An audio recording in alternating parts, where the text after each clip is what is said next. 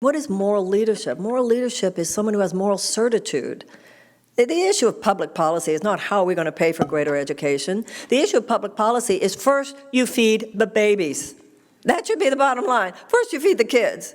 And I'd like to say to the women in the room particularly, because I think that this is something for us to look at collectively as women.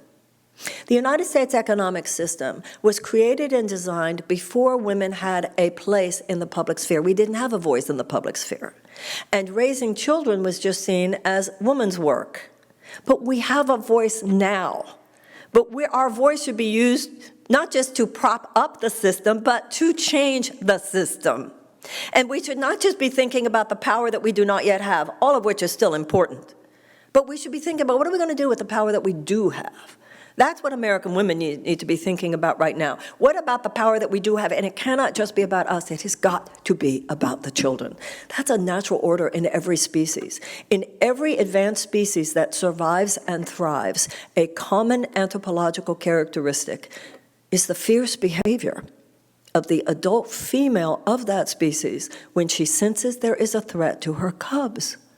There's a threat to our cubs here, ladies and gentlemen. Not only the millions of American children who are hungry and uneducated and traumatized every single day, but also the fact that 12,000 children on this planet starve every day. So when the G7 meets, and they meet at all their fancy meetings in Europe and everywhere else, why isn't it first and foremost on the agenda how the advanced democracies of the world are going to deal with global poverty? And why isn't the United States first and foremost in setting that on the agenda? It is time for the visionaries. It is time for the healers. It is time for the lovers. It is time for the humanitarians. It is time for the artists. It is time for all of those of us who know that the heart should lead the head and not the other way to stand up, because right now hatred is politicized, ladies and gentlemen. Bigotry is politicized, racism is politicized, anti-Semitism is politicized, homophobia is politicized, Islamophobia is politicized, xenophobia is politicized. We better politicize love.